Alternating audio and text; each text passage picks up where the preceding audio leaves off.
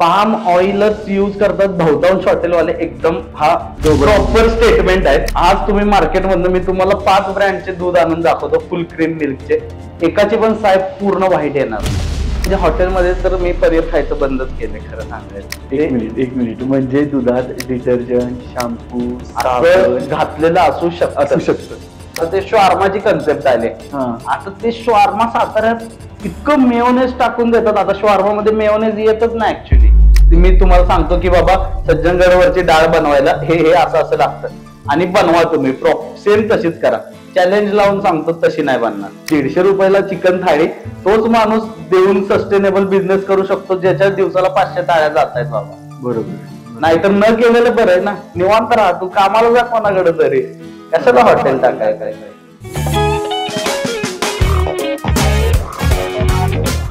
नमस्कार मंडळी, मॅडस्पिरिट टॉक्सवरच्या आपल्या नव्या पॉडकास्टमध्ये तुम्हा सगळ्यांचं खूप खूप स्वागत. मंडळी, आपल्या सोशल मीडियावरती दर 3-4 रील्स नंतर एक रील कोणती येत असेल तर ती खाण्याच्या पदार्थांबद्दल येत असते. फूड ब्लॉगिंग करणारे, फूड बद्दल बरीच माहिती देणारे खूप चॅनल सोशल मीडियावरती अवेलेबल आहेत.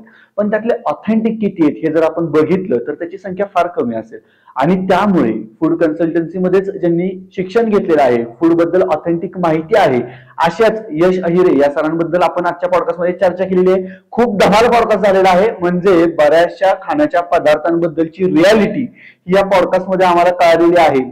आणि त्यामुळे तुम्हाला सुद्धा या पॉडकास्टमध्ये बघून मजा येईल. तसंच तुम्हाला थोडेसे इन्साइट्स मिळतील की आपण काय खाल्लं पाहिजे, कसं खाल्लं पाहिजे, केव्हा खाल्लं पाहिजे, अशा बऱ्याच गोष्टींबद्दलची चर्चा आपल्या आजच्या पॉडकास्टमध्ये झालेली आहे. तर पॉडकास्ट नक्की पहा, शेवटपर्यंत पहा. आणि आणखीन एक महत्वाची गोष्ट आहे की बरेच लोक पॉडकास्ट पाहतायत, आपले व्हिडिओज पूर्ण पाहतायत, पण सबस्क्राईब करत नाहीयेत. तर चॅनल जर तुम्हाला कंटेंट आवडत असेल तर सबस्क्राईब करा, व्हिडिओ लाईक करा, शेअर करा आणि पाहत राहा मॅडस्पिरिट टॉक. काय असतं पण फूड कन्सल्टन्सी म्हणजे? फूड कन्सल्टन्सी म्हणजे कसं असतं, आता हे जे आहे एखादी कंपनी आहे XYZ, तुमच्या ओळखीची एखादी कंपनी सांगा फूड मधली. काटदरे. बरं, काटदरे. आता काटदऱ्यांचे 4 पीठ आहेत, थालीपीठ, उपवास, भाजणी, हे ते. त्यांना एक नवीन पीठ काढायचंय, मल्टीग्रेन पीठ फॉर डायबेटिक स्पेशल. तर मग आता काटदऱ्यांना माहित नाही की डायबिटीसच्या लोकांसाठी काय आपण दिलं पाहिजे, त्याचं प्रपोर्शन काय असलं पाहिजे. तर मग ते ऍज अ फूड टेक्नॉलॉजिस्ट आम्ही प्रोडक्ट डेव्हलप करतो की बाबा जो की त्यांचं जे मेन एम आहे ते सॅटिस्फाय करेल, प्लस त्याची शेल्फ लाईफ चांगली असेल, प्लस त्यांच्या जे बजेटेड कॉस्ट आहे त्या कॉस्ट मध्ये बसेल, असे सगळे पॅरामीटर स्टडी करून प्रोडक्ट डेव्हलप करणे. मग आता एक्झाम्पल देतो. माझं सगळ्यात स्टार्टिंगचं एक क्लायंट होतं. सगळ्यात स्टार्टिंग मध्ये पहिलं नाही म्हणता येणार, पण one of the first clients की आठवले फूड्स म्हणून पुण्याचे आहेत ते. तर त्यांचा मेथी थेपला फेमस होता खूप. छोटेसे थेपले आहेत असे, तर मेथी थेपला. पण त्यांचं इश्यू होतं की त्याची 7च दिवस शेल्फ लाईफ होती. म्हणजे बनवल्यानंतर ते 7 दिवसच टिकायचं, म्हणून त्यांना प्रोडक्शन स्केल अप करता येत नव्हतं. मग आपण त्याची शेल्फ लाईफ वाढून 1 महिना करून दिली त्यांना. प्रोसेस थोडे बदलून, थोडेसे इन्ग्रेडियंट्स चेंज करून, पॅकेजिंगचं मेथड्स थोड्याशा बदलून आता 1 महिना चालायला लागला तो. आता त्यांचं प्रोडक्शन जे की 1,500 पॅकेट्स दिवसाला होतं, ते आता ते 10,000 पॅकेट्सवर शिफ्ट करू शकलेत. कारण की काय, त्यांना माहिती आहे बाबा स्टॉक राहिला तरी महिनाभर प्रोडक्ट राहू शकतो. माझ्यासाठी त्यांच्या जी त्या ठेपलाची चव होती ती चव मेंटेन ठेवणं हे खूप गरजेचं राहतं. की ती चव मेंटेन, त्याला हॅम्पर न करता तुम्ही, तुम्हाला पण प्रयोग करावे लागत असणार तुमच्या स्वयंपाकघरात.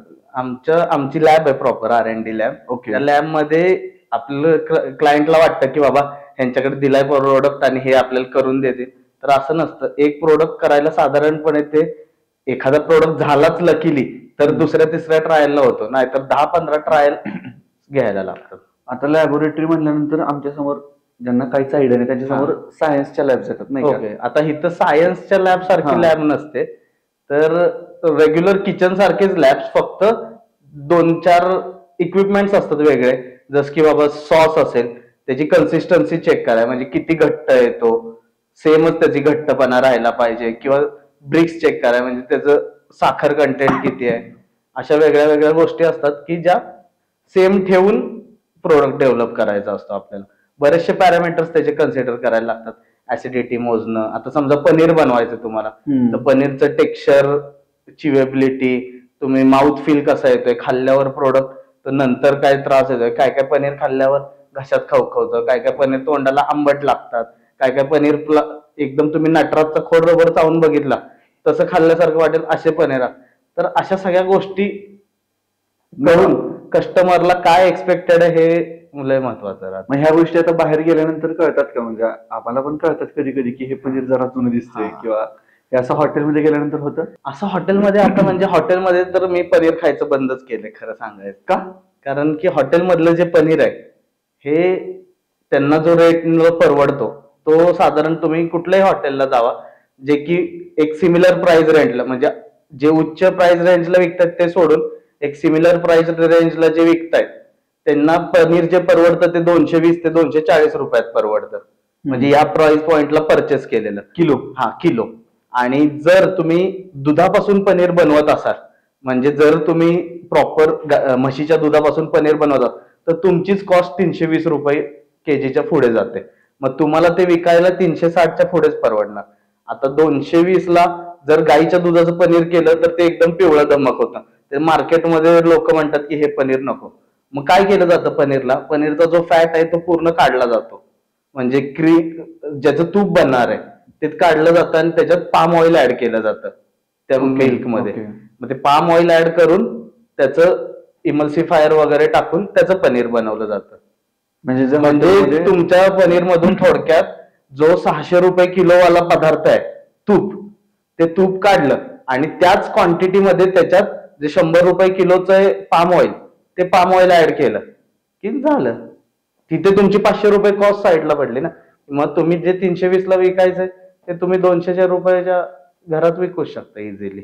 मग आता ऑथेंटिक ह्यांचं पनीर ऑथेंटिक असतं, एखादी कंपनी अशी कोणती आहे का? नाही, कंपन्या ज्या असतात, कंपन्या ज्या आहेत ज्या की ब्रँड नेमनी विकतात, बाबा XYZ पनीर, म्हणजे ज्याचं पॅकेजिंग वर मेन्शन आहे, तर पॅकेजिंग ज्याचा असेल तो हे करणार नाही, भेसळ करणार नाही, किंवा तो भेसळ सहसा इझिली करू शकत नाही, कारण की त्याच्यावर रेस्ट्रिक्शन्स असतात. कधी काय FSSAI ची रेड पडली किंवा चेकिंग होण्याची त्याला भीती आहे आणि त्याचं नाव मेन्शन होऊ शकतं. हे कोण करतं? जे की अननेम्ड विकतात, म्हणजे सुट्ट विकतात. किंवा आता तुम्ही जर धाबे किंवा रेस्टॉरंट बघितले हे परचेस करणार, कोण ब्रँडचं घेत नाही, त्यांच्याकडे एक डीलर असतो, तो येऊन त्याच्यावर काही मेन्शन केलं नाहीये, फॅट किती आहे, इन्ग्रेडियंट्स काय वापरलेत, किंवा दुसरं जे न्यूट्रिशन व्हॅल्यूज जे असतात त्या अजिबात मेन्शन केलेल्या नसतात.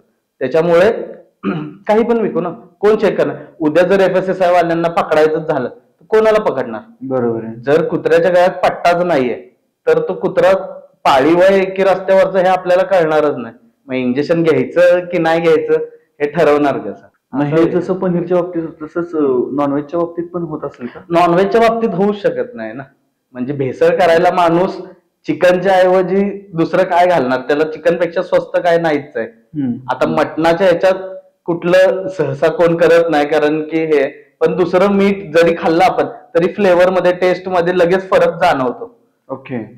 नॉनव्हेजच्या बाबतीत एवढी म्हणजे भेसळाचं प्रमाण करू नाही शकत कोण सहसा, पण पनीर जे खाणारे आहेत त्यांनी ठेवलं पाहिजे, 100% ठेवलं पाहिजे. म्हणजे माझं तर मत आहे, बाकी तुमची रिस्पॉन्सिबिलिटी तुमच्यावर. आणि या पाम ऑइलचा इफेक्ट वगैरे काय असा आहे का? म्हणजे तुम्ही स्टडी केला असेल, सो बॉडीवरती जे इफेक्ट आहेत त्याच्याबद्दल काय सांगाल का? नाही, पाम ऑइलचा इफेक्ट आता तुम्हाला खरं सांगायचं झालं तर पाम ऑइल हे जे ऑइल आहे हे युनिव्हर्सली, म्हणजे कितीही ब्रँडेड कंपनी असो, आज हल्दीराम्स असू दे नाहीतर आपल्या साताऱ्यातला कुठला एखादा नमकीनवाला असू दे, दोघंही तळायला पाम ऑइलच वापरणार, अनलेस अँड अंटिल त्यांनी स्पेसिफाय त्यांच्या इथे मेन्शन केलंय की बाबा सनफ्लॉवर ऑइल किंवा ग्राउंडनट ऑइल. आता चितळीने जसं भाकरवडीवर मेन्शन केलंय की ग्राउंडनट ऑइलच वापरतो, तर ते ग्राउंडनट ऑइल वापरत असणार, नाहीतर बाकी सर्रास सगळे पाम ऑइल वापरतात. आता पाम ऑइलचा फायदा आणि तोटा सांगतो. फायदा आहे कस्टमर, म्हणजे जो बनवणार आहे त्याला, की पाम ऑइल लवकर किती वेळा तापलं किंवा जास्त वेळा तापलं तरी लवकर खराब होत नाही, लवकर त्याचा वास येत नाही, as compared to soybean oil किंवा सनफ्लॉवर ऑइल, किंवा हाय टेम्परेचरला जरी गेलं तरी त्याचा तेवढा वास येत नाही ऍज कम्पेअर्ड टू अदर्स. म्हणून, आणि त्यात स्वस्त भेटतं सगळ्यात महत्वाचं म्हणजे त्याच्यात हाय फ्राईंग पॉइंट असल्यामुळे. आता पाम ऑइल जर तुम्ही एखाद्या वडापावच्या गाड्यावर वडापाव खात असाल आणि त्या वडापावच्या गाड्यावर गर्दी असेल बऱ्यापैकी, म्हणजे कंटिन्युअस तो तळतोय आणि एका टाइमला 30-35 वडापाव तो त्याच्या घाण्यातून काढतोय. असे त्यांनी 4-5 घाणे काढले, 4 घाणे काढले समजा, एक 30-30 वडापावचे 120 वडापाव झाले. 120 वडापाव झाल्यानंतर त्यांनी जी ऑइलची लेवल घातली कढईमध्ये ती कमी होणार आहे सिग्निफिकंट. बरोबर. त्याला नवीन ऑइल रिफिल करायलाच लागणार आहे. ते नवीन ऑइल रिफिल झालं की मग नवीन तेल पडत राहतंय आणि एवढा काय हार्मफुल नाहीये. हार्मफुल कोणाकडे आहे की बाबा ज्याने सकाळी कढई ठेवली आणि मध्ये मध्ये कस्टमर येतोय आणि तो 20 वेळा त्यांनी कढई पेटवली, सारखी तापवलंय तेल, थंड केलंय, तापवलं, नवीन तेल त्याच्यात टाकलंच नाहीये त्यांनी. एकदाच जी सकाळी कढई भरली तीच तो रात्रभर पर्यंत गरम करतोय, थंड करतोय. असं जर होत असेल तर ते हार्मफुल बनणार आहे. जेवढा वेळा ते जास्त रिहीट होणार आहे तसं तसं ते हार्मफुल होत जाणार आहे. आता काही वडापाववाले असे असतील ना की तेल नंतर शिल्लक राहतं, म्हणजे बरोबर झाल्यानंतर मग त्या तेलाचं काय करायचं? आता शिल्लक राहिलेलं तेल असं फार अमाऊंट मध्ये राहत नाही. शिल्लक राहिलं, आता जे वडापाववाले वगैरे असतात ते दुसऱ्या दिवशीच्या भाजीत किंवा खरडा बिरडा जो बनवतात, मसाला बिसाला बनवतात, थोड्या क्वांटिटीत राहतात ते त्याच्यात वापरतात. किंवा जर फ्राईंगचं असेल तर रिफिल करत कंटिन्युअस रिफिल केल्यामुळे काही प्रॉब्लेम आहे. आता इंडस्ट्रीज मध्ये पण डायरेक्ट पाईपलाईन असते, म्हणजे त्या लेवलच्या खाली तेल गेलं की नवीन ऑटोमॅटिक रिफिल होत राहतं. ओके. कंटिन्युअस फिल्टर पण होत राहतं, म्हणजे जर काय एखादा बारीक कण पडला ते काळं काळं जे कार्बन साठतं थोडक्यात जळून जळून जे खाली, ते काढायसाठी कंटिन्युअस फिल्टर असतात आणि ऑइल लेवल कंटिन्युअस मेंटेन केली जाते. त्याच्यामुळे जुनं ऑइल कंझ्युम केलं जातं आणि त्याच्यातच नवीन ऍड होत राहतं. पण म्हणजे आता बहुतांश हॉटेलवाले पाम ऑइलच यूज करतात ना? पाम ऑइलच यूज करतात बहुतांश हॉटेलवाले. एकदम हा प्रॉपर स्टेटमेंट आहे, कारण की आपण बहुतांश म्हटलं आणि पाम ऑइल यूज करतात. सगळेच करतात का तर नाही, पण एक 90% आय कॅन से की 90% यूज पाम ऑइल. आणि बाकी आता समजा जर विचारलं की बाबा सातारामध्ये किंवा पुण्यामध्ये आता क्राऊड जास्त तिथला असेल तर ऑथेंटिक बाबा इथं जावा की इथं ऑथेंटिक मिळतं, तर असे काही रेफरन्स आहेत? असं नाही सांगू शकत. नाही, सगळीकडे सांगू शकत नाही म्हणण्यापेक्षा कसं आहे, एखाद्याचं आपण नाव घेतलं तर दुसरा, आता या धंद्यात असल्यामुळे सगळेच आपल्या जवळचे आहेत, त्याच्यामुळे एकाचं नाव घेतलं की दुसऱ्याला वाईट वाटायला नको. त्यामुळे असं काय नाही, बिंदास खावा तुम्ही. फक्त बाहेर खाण्याचं प्रमाण जे तुम्ही आठवड्यातून 3-4 वेळा बाहेर खाताय एवढं न ठेवता लिमिट मध्ये खावा. करायला काय सोपं नाहीये. सिंपल घरी आणून तुम्ही फ्रेश दाल खिचडी खावा, शरीराला एकदम चांगलं असतं. तुम्हाला खूपच कंटाळा आलाय तर दाल खिचडी मोजून 15 मिनिटात बनते आणि त्याच्यात सारखं काय लक्ष पण द्यायला लागत नाही. असं म्हणजे गुड हेल्थ तुम्हाला मेंटेन ठेवायचे असेल तर. आता शेवटी चवीसाठी खात असाल तर थोडं सोसावं तर लागेल. याच्यामध्ये कधी कोणता पदार्थ एखाद्या स्पेसिफिक ठिकाणाचा डिकोड करण्याचा प्रयत्न केलाय की ह्याची चव हीच कशी असेल? म्हणजे आता मला आवडतो राजपुरीचा समोसा आपल्या सातारमध्ये, सर हा समोसा असाच कसा, कारण तसा समोसा दुसरीकडे नाही भेटत. आता हेच आमचं काम आहे. तुम्हाला मगाशी मी मेन सांगायचं राहिलं की कस्टमर जेव्हा आमच्याकडे येतो तेव्हा मला बाबा बासुंदी बनवता येते. ओके, मी सातारामध्ये राहतो. आता माझ्याकडे येणारा कस्टमर आहे, त्याला मला बासुंदी बनवता येते, बरोबर आहे. मी त्याला बनवून देणार माझ्या एरियात जशी बनते तशी. बाबा मी XYZ कंपनीची खाल्ली आहे बासुंदी, आता ही अशी अशी लागते. मग तो माझ्याकडे आला, मी त्याला म्हटलं की धर बाबा अशी अशी बासुंदी तो बनवून. तो म्हणलं काय सर ही कसली बनवली बासुंदी, ही तर खास नाही, मजा नाही आली म्हणजे आपल्याला एवढी. तर सगळ्यात ह्याच्यात इम्पॉर्टंट राहतं की क्लायंट कुठला आहे, त्याच्या एरियात काय चालतंय, त्याच्या इथल्या लोकांना काय आवडतंय, हे खूप इम्पॉर्टंट राहतं. साताऱ्यात आता आपल्याला लस्सी पियाची सवय आहे. आपण जे लस्सी पितो त्यामध्ये आपण साखर जी टाकतो ती 1 किलो दह्याला साधारणपणे 200 ते 250 ग्राम साखर घालतो. आता हेच मी सांगलीत एका खेड्यात गेलेलो, तिथे खेडेगावात त्यांना बाबा लस्सीचं प्रोडक्शन करायचं होतं. तर त्यांना मला माहित होतं की बाबा खेडेगाव आहे म्हटल्यावर थोडंसं जास्तच द्यावं, म्हणून त्यांना मी 250ची 350 साखर टाकून दिली. ते म्हणले नाही अहो पांचाट लागतंय लय. मग साखर अजून वाढवली, 400 केली, तरी ह्यांना पांचाटच लागत होतं. शेवटी 500 साखर केली, तेव्हा ते म्हणले हा आता जरा वाईच चांगलं लागायला लागलंय. म्हणजे कस्टमरला काय एक्सपेक्टेड आहे हे त्याच्या तिकडेच जाण्यावर. आणि त्याच्यासाठी आपण काय करतो, जेव्हा कस्टमर आपल्याकडे येतो की विचारायला बाबा की आम्हाला हा प्रोडक्ट डेव्हलप करायचा, आपण त्यांना हेच सजेस्ट सांगतो की बाबा तुम्ही तुमच्या एरियात जो चालणारा पदार्थ आहे तो तुम्ही सॅम्पलला घेऊन या, त्या हिशोबाने आम्ही तुम्हाला बनवून देऊ. कारण की उद्या आम्ही बनवायचो. आज जर साताऱ्यातली आपली मिसळ आहे, ही जर मी नेऊन कोल्हापूरला दिली तर कोल्हापूरच्या लोकांना आवडणारच नाही मिसळ. ते म्हणतील ही काय, ही मिसळच नाहीये. कारण की कोल्हापूरला तुम्ही मिसळ बघितली तर मिसळ जी असते ती दिसायला एकदम लाल दिसेल तुम्हाला, एकदम लाल भडक वरती कट आलाय, पण आतली जी तरी ग्रेव्ही असते किंवा रस्सा असतो तो पांढरसर असतो आणि एकदम माइल्ड असतो. वरचा जो तर्री आणि कट असतो तो बेडगी मिरचीचा रंग असतो, त्याच्यामुळे मिसळ तिखट नसते. प्लस जे ते फरसाण वापरतात तर शेव चिवडा वापरतात कोल्हापूरला सगळीकडे, आपल्या साताऱ्यात वापरतात ते फरसाण वापरतात. आता शेव चिवडा जो आहे कोल्हापूरचा तो शेव चिवडा तळलेल्या पोह्यांचा असतो. ते पोहे तळताना त्या चिवड्यातली पण तेल वरती येतं आणि तवंग अजून जास्त येतो. बरोबर. हे सातार साईडला तसं होत नाही. प्लस तिकडे ब्रेड देतात, आपल्या इथे पावाबरोबर खायची सवय, त्याच्यामुळे क्लायंट नुसार बऱ्याचशा गोष्टी स्टडी करायला लागतात. ह्याचा कधी अभ्यास केला का की कोल्हापुरात ब्रेड का देतात आणि साताऱ्यात पाव का देतात? नाही नाही, हा कधी अभ्यास नाही केला किंवा जनरली असं का होतंय, असं काही? नाही नाही, हा कधी अभ्यास केला नाही. आज तुम्ही मला मुद्दा दिला तर विचार करूया आपण नक्की त्याच्यावर असं का होतंय. पण कोल्हापूरला जनरली सगळीकडे म्हणजे वडापाव सोबत असू दे, मिसळ सोबत असू दे, ब्रेडच देणार तुम्हाला. पण तो ब्रेड आणि सातारचा ब्रेड वेगळा असतो. म्हणजे कोल्हापूरला आपल्याला जो मिसळ सोबत पाव देतात तो आपल्या सातारचा ब्रेड नसतो, तो स्पेसिफिकली तिथल्या लोकांनी डिझाईन केलेला. त्याचं जे तुम्ही टेक्स्चर बघितलं आपलं ते डेन्स असतं आणि स्वीटनेस एकदम माइल्ड असतो, म्हणजे साखर नसते. आता ब्रेड मध्ये काय, साखर जास्त टाकली की ब्रेड जास्त फुगतो. काय असतं, ईस्ट जे असतं ते ईस्ट साखर खाणार पटपट पटपट आणि कार्बन डायऑक्साईड रिलीज करणार. कार्बन डायऑक्साईड रिलीज केला तेवढी जाळी तुमच्या प्रोडक्टला लवकर येणार.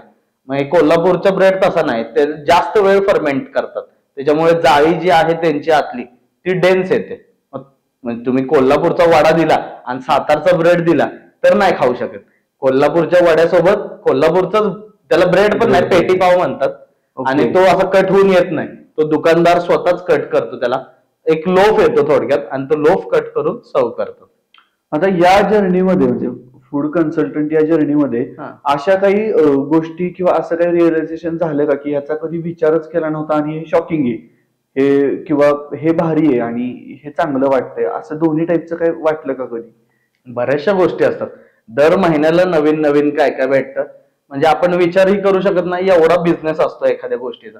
आता कराडमधले माझे क्लायंट आहेत, दाबेली विकतात कराड सारख्या ठिकाणी. कराड काय असं खूप मोठी मेट्रोपॉलिटन सिटी नाही किंवा गर्दी नाही, सातारपेक्षा जरा जास्तच चांगली आहे, पण in the terms of population, purchasing power etcetera etcetera cover करून घेतलंय. विषय कसा आहे की कराडमध्ये ते दोघं भाऊ आहेत, ते दोघं भाऊ कराड सारख्या ठिकाणी दिवसाला 1,500 दाबेली विकतात. 1,500 दाबेली विकतात आणि एका शॉपमध्ये, एका शॉप मध्ये 1000 विकत होते. आता गेल्या महिन्यात, गेले 2 महिने झाले असतील की 1.5 महिन्यात झाला असेल, त्यांनी एक नवीन कॉलेजच्या समोर विद्यानगर मध्ये हे काढले, तिथे साधारणपणे 350 ते 400 आणि त्यांच्या मेन शॉपला 1000 ते 1200 दाबेली दिवसभरात विकतात. आता दाबेली सारखा धंदा आहे, जागेवर तुम्हाला 50% प्रॉफिट राहतं. 100%.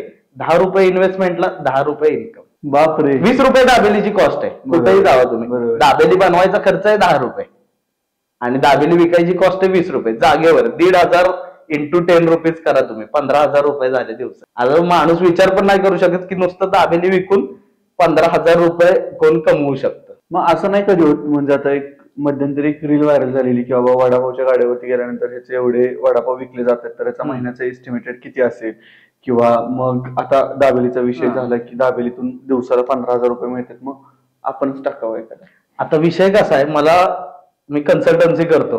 मी कन्सल्टन्सी कशात करतो, सगळ्या फूड प्रोडक्ट्स मध्ये, म्हणजे बेकरी म्हणा, डेअरी म्हणा, नमकीन म्हणा, इन्स्टंट प्रीमिक्सेस, मसाले, सगळ्यात करतो. मी ज्या ज्या क्लायंट कडे जाईन तो क्लायंट मला जाताना विचारतो, सर एक प्रश्न आहे की तुम्हाला एवढं सगळं येतंय, तुम्हीच का चालू करत नाही?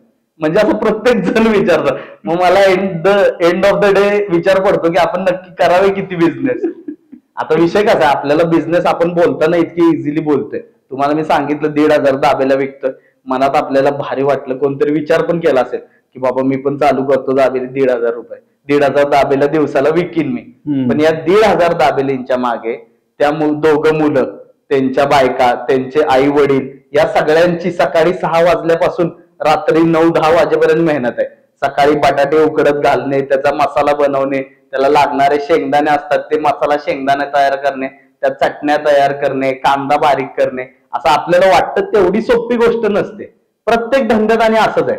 असं आपल्याला या खुर्चीत बसून किंवा समोर बसून समोरचा खूप छान काहीतरी करत असेल असंच वाटतं. पण अंटिल अँड अनलेस आपण जे करत नाहीये, उद्या मला असं वाटतं की दुधाचा धंदा खूप भारी आहे, मी पण चालू करतो, मला सगळे प्रोडक्ट येतात बनवायला, पेढा मी चालू करतो बनवायला. पेढा बनवायला काय 250 रुपये खर्च येतो, साताऱ्यात पेढा 600 रुपयाने विकला जातोय. 250 ते 300 रुपये एवढा खर्च येत असेल. मग जागेवर मला 1 किलो पेढ्या मागे 300 रुपये राहतात. दिवसाला मी 20 किलो पेढे विकले तर बाबा 6,000 रुपये राहतील. पण एवढं सोपं आहे का? तुमचे आजचे पेढे विकले नाही गेले 3 दिवसांनी तर त्याचं करणार काय तुम्ही? हे पण तुम्हाला माहित असलं पाहिजे. आता या धंद्यात असल्यामुळे इतकं मी बघतो की बरेच लोक जोशमध्ये येऊन बिझनेस चालू करतात. जोशमध्ये येऊन जोशमध्ये येऊन म्हणजे आता आपण जे एक्झाम्पल बघितलं तसं आपल्याकडनं ऐकलं, हे पॉडकास्ट बघितलं, ऐकलं की बाबा दाबेली एवढं विकतोय, भले तो 1,500 विकू दे, माझ्या 300 तरी विकले जातील, दिवसाला मला 3,000 रुपये भेटतील, महिन्याचे लाखभर रुपये माझे सहज सुटतील. असं हे तो माणूस विचार करून चालू करतो. जेव्हा तो बनवायला लागतो त्याच्या विकल्या पण जातात 300 दाबेल्या दिवसाला, त्याला पैसे पण त्यांनी हा मेहनतचा विचारच केला नव्हता आणि तो मग दमून जातोय की बाबा मैंने सोचा तो ये था लेकिन तेवढं मेहनत करावी लागेल, एवढं इझी असं नाहीये. करताना कष्ट एकदम सिंपल. आपल्याला आता XYZ हॉटेल आहे साताऱ्यातलं, कुठलंही पकडा तुम्ही, की बाबा रिसेंट टाइम मध्ये चांगलं चालायला लागलं, लगेच चालायला लागलं कुठलं पण हॉटेल. पण त्या हॉटेलमध्ये तुम्हाला वाटत असेल की बाबा चांगलं चालतंय, हे किती मस्त तो गल्ल्यावर मालक बसतोय आणि चांगले पैसे. त्याला सकाळी मंडईत जावं लागतं, कोथिंबीरच्या पेंडीपासून विकत घ्यायला लागतं. आता कोथिंबीर विकत घेणं एवढं सोपं काम नाहीये. म्हणजे कोथिंबीरचं एक मार्केट वेगळं असतं, कारण की ती हॉटेलला भरपूर प्रमाणात लागते. त्याचं एक लिलाव पॅटर्न टाईप असतं, त्याचा रेट कधी पडेल कधी वाढेल त्यांचं एक सगळं नेक्सस असतो. म्हणजे आज तुमचं लक लागलं तर तुम्हाला 2 रुपयाला पेंडी भेटेल आणि आता तुम्ही मार्केटला गेलात तुम्हाला 80 रुपयाला पेंडी भेटेल. मग तुम्ही कॉस्ट कशी कॅल्क्युलेट करणार? बरोबर आहे. हा सगळा विचार करणं इतकं म्हणजे लोक चालू करतात. हॉटेल टाकले बाबा रोज मला पैसे येतात. अरे रोज पैसे येतात ते तुझे मालाला जात आहेत, तुझ्याकडे उरतायत किती पैसे at the end of the day तुमच्याकडे राहतायत किती हे खूप महत्वाचं आहे. आणि लोकांना असं इमिजिएट गेन्सची सवय लागली की बाबा लगेच मी फायद्यात जाईन, बाबा 2 महिन्यात मी क्रेटा बुक केली पाहिजे आणि iPhone 15 Pro Max घ्यायचा आहे मला. तर असं नसतंय सोपं, मेहनत करायला लागते आणि पैसे लगेच येत नसतात. म्हणजे लगेच आलेले पैसे हे तुम्हाला ठेवावे लागतात, ते तुम्हाला नंतर लागणार असतात. तुम्ही खर्च करून ते चालत नाही. म्हणजे आज जर तुमचं हॉटेल टाकलंय तुम्ही आणि तुमचं 1.5 लाखाचा गल्ला होतोय तर बाबा तुला ते उद्या 1 लाख रुपयाचं मटेरियल विकत घ्यायचंय, तुझ्या कामगारांचा पगार 30,000 रुपये जाणार आहे, तुला भाडं इलेक्ट्रिसिटी या सगळ्या गोष्टी तुला महिना आल्या, अरे भाडं एवढं द्यायचंय, इलेक्ट्रिसिटी एवढी भरायची, पगार एवढा गेला, मग आपल्याला उरलं काय? खरंय. माणूस काय करतो, ही जी नवीन जनरेशन किंवा नवीन पोरं जी बिझनेस चालू करतात, आले बाबा 1.5 लाख रुपये, चला हे घेऊ काहीतरी घेऊ, कॉलर बिलर असे टाईट करणार, चैन बिन घालणार. एवढं सोपं नाही ते. कन्सिस्टंटली जो स्मार्ट बिझनेसमॅन आहे ना तो कधीच तुम्हाला शोशाईन मारताना लाईमलाईट मध्ये येताना दिसणार नाही, कारण की त्याला माहिती आहे बाबा मला किती मेहनत करायला लागते. तो शांतरित्याच काम चालू ठेवणार. काही हॉटेल सातारमध्ये अगदी म्हणजे 15-20 वर्षांपासून आहेत आणि ते टिकलेत ते त्यांच्या टेस्टमुळे किंवा काय. बरोबर. पण अचानक त्यांच्या टेस्टमध्ये आपल्याला बदल जाणवतो किंवा अचानक त्यांच्या क्वालिटीमध्ये कुठेतरी असं वाटतं की अरे मी इथलं रेग्युलर जाणार आहे, पण तरी सुद्धा आज काहीतरी 19-20 आहे आणि हळूहळू ते कन्सिस्टंटली व्हायला लागतं. असं का होत असावं? मग तर विषय कसा राहतो, एकतर शेफचा विषय राहतो. म्हणजे इन्ग्रेडियंट्स तुम्ही कितीही सेम द्या एखाद्याला. आता मी स्वतः रेसिपीज बनवतो, माझं व्हिडिओ बघून मी कधी कधी रेसिपीज मोजून मापून केलेल्या असतात. त्याच्यामुळे मी सांगताना सांगत असतो की बाबा 50 ग्रॅम तांदूळ घ्या, त्याच्यात अर्धा लिटर दूध घ्या, एवढी साखर घ्या, येते. अशा सेम प्रोसेसनी फॉलो करून तुम्ही जेव्हा कराल एखादी रेसिपी, नॉट नेसेसरी की माझी जशी लागते तशीच तुमची लागेल. बरोबर. हे प्रत्येक माणसाचं राहतं. आता कन्सिस्टन्सली टेस्ट जर बदलत असेल तर त्यावेळेस त्या माणसाने त्याच्यात काय रॉ मटेरियल कधी कधी वेगळं येतं. आता समजा मगाशी मी तुम्हाला सांगितलं बाबा आता बटर चिकन बनवायचंय, तर बटर चिकनला लागणारे टोमॅटो जे वापरतात ग्रेव्ही करायला, तर ग्रेव्ही करायला एक स्पेसिफिक रेड कलरचा चांगला राईप झालेलाच टोमॅटो पाहिजे. आज टोमॅटो महाग आहे म्हणून तुम्ही जर कच्चे टोमॅटो आणून ग्रेव्ही केली तर तुमची ग्रेव्ही आंबटच होणार, त्याला चवच येणार नाही, ती मिळूनच येणार नाही. त्याच्यामुळे तुम्हाला डिश किती तुम्ही भारी टाका त्याच्यात नंतरचे इन्ग्रेडियंट ती मॅचअपच होणार नाही. त्याच्यामुळे स्मॉल छोट्या छोट्या गोष्टी पण तुम्हाला लक्ष ठेवायला लागणार. आता विषय राहतो शेफचा आणि शेफच्या मूडचा. आज जर तुमच्याकडे एखादा आचार्य आणि त्यांनी तुम्हाला एखादी गोष्ट मागितली आणि ती तुम्ही त्याला दिलीच नाही, की बाबा नाही आज, किंवा टाळाटाळ केली, त्याच्या डोक्यात चिडचिड की बाबा आज हे असं म्हटलंय, किंवा आला तो आणि म्हटला साहेब जरा पैसे पाहिजेत 10,000 रुपये पाठवायचे घरी द्या. तुम्ही म्हटलं 10 नाही बाबा 5च देऊ शकतो. त्याच्या डोक्यात अरे आपण एवढी मेहनत करतोय आणि हे आपल्याला पैसे देणार नाही, असं कसं हे ते, अशी ती त्याच्या डोक्यात चिडचिड निर्माण होणार. आणि ती चिडचिड तो तुम्हाला बोलून दाखवणार नाही, पण तो डिश जेव्हा बनवत असणार ती त्याच्या डोक्यात असणार. आणि त्या डिश मध्ये एखादा इन्ग्रेडियंट मिस होऊ शकतो, भलेही मिस नाही झाला तरी त्याचे इमोशन्स जे आहेत ते खूप मॅटर करतात. तुम्ही एखादी गोष्ट जर प्रेमाने बनवली, भले त्याच्यात एखादा इन्ग्रेडियंट कमी टाका, पण त्याला टेस्ट जबरदस्त येणारच. म्हणजे हे खरं आहे का? म्हणजे 100% जेवण बनवताना जो कोण जेवण बनवतोय त्याच्या भावना त्या जेवणामध्ये उतरतात. कधी पण तुम्ही, आता आपण साताऱ्यात राहतो, सज्जनगडला जावा जेवायला किंवा गोंदावलेला महाप्रसादाला जावा, काय असतं तिथे भात आमटी आणि काय चटणी वगैरे असेल तर एखादी भाजी असते आणि खीर वगैरे, या पलीकडे काय विशेष मेनू नसतं. पण इतकी जबरदस्त टेस्ट असते आणि कन्सिस्टंटली तुम्हाला ती छान चव मिळणार. बरोबर. तुम्ही घरी आणा, मी तुम्हाला सांगतो की बाबा सज्जनगडवरची डाळ बनवायला हे असं असं लागतं आणि बनवा तुम्ही सेम तशीच करा. चॅलेंज लावून सांगतो तशी नाही बनणार. खरंय, चव तशी येणारच नाही, कारण की वातावरणाचा खूप मॅटर राहतो. सगळ्यात महत्वाचं अजून एक इन्ग्रेडियंट आहे तो म्हणजे पाणी, ज्याच्याबद्दल आपण कधी बोलत नाही. कासला आपल्याकडे सवय म्हणजे लोकांना की कासला जाऊन मटण बनवायचं, तिथे चुली बिली लावून मटण बनवायचं सवय. पण सेम मसाले आपण घरी वापरतो, तेच कासला वापरतो सगळं, पण कासचं मटण एवढं का भारी लागतं, किंवा कासला जे काय जेवण बनवू ते एवढं भारी का लागतं? पाण्याचा खेळ आहे. म्हणजे तेच पाणी फिल्टर होऊन खाली आपल्याला तेच पाणी येणार आहे, नवीन पाणी नाहीये. पण तिथं जे आपण लेक मधून काढलंय, ज्याच्यात बनवलंय ते, आणि आपण घरी जे टॅपला आलंय, आपल्या जमीन आसमानचा फरक लागणार तुम्हाला. ओके. आणि सगळ्यात महत्वाचं किचन मध्ये लाईट्स कशा आहेत, वातावरण किचन मधलं कसं आहे, तुमचा जो हेल्पर आहे तुमच्या खाली जो तुम्हाला कांदा कापून देणार आहे त्याच्याबरोबर तुमची केमिस्ट्री कशी आहे, तुमची डिश झाल्यावर तुमची भांडी धुणारा माणूस आहे त्याच्यावर तुमची केमिस्ट्री कशी आहे, एवढ्या सगळ्या गोष्टी मॅटर. बापरे बापरे. म्हणजे एवढं डिस्टिंक्ट काय ते रोल दाखवत नसले तरी तुम्हाला तो फरक खाताना जाणवणारच कोणतीही डिश. आणखीन एक प्रश्न होता, आता हा जसा म्हणलो आपण की काही ब्रँड्स आहेत की ते इतक्या वर्षांपासून आहेत आणि त्यांची टेस्ट बदलते, पण सातारमध्ये एक ब्रँड असा आहे की ज्यांच्या वड्याची टेस्ट वर्षानुवर्ष तशीच आहे. बरोबर. आणि तो त्यांचा युएसपी आहे. मग ती त्यांनी कशी काय टिकवून ठेवली, म्हणजे हे कधी शोधायचा प्रयत्न केला का? आता ती टेस्ट टिकवण्यामागचं मेन वडा जर तुम्ही बघितला, तुम्ही म्हटलात की ती टेस्ट टिकून आहे, ओके, तुम्ही आता तो ब्रँड मला माहित आहे आणि तो वडा पण मला माहित आहे. तो वडा तुम्ही आतापर्यंत जेवढ्या वेळा खाल्लाय, म्हणजे मी विचारलं नाहीये तुम्हाला, पण मी 100% सांगू शकतो की आतापर्यंत जेवढ्या वेळा तुम्ही खाल्लाय तो गरम गरम असताना खाल्लाय आणि तो चटणीत बुडवून खाल्लाय वडा. बरोबर. तो वडा तुम्ही थंड झाल्यावर पावात भरून किंवा नुसता वडा खाल्ला नाहीये. आता विषय कसा असतो, एखादी गोष्ट जेव्हा गरम असते, वडापावचं सिंपल लॉजिक आहे, वडापाव आपल्याला तिथलाच आवडतो जिथे खूप गर्दी असते. का? कारण की तिथे गरम गरम वडापाव मिळतो.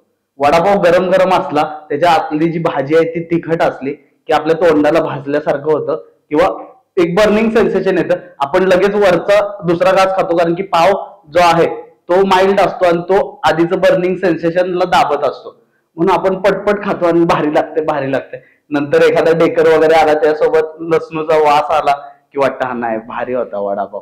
आता हे जे आपल्याला भारी वडापाव वाटतात ह्यांना कधीतरी घरी आणून ठेवा, तुम्ही थंड करा आणि मग खावा.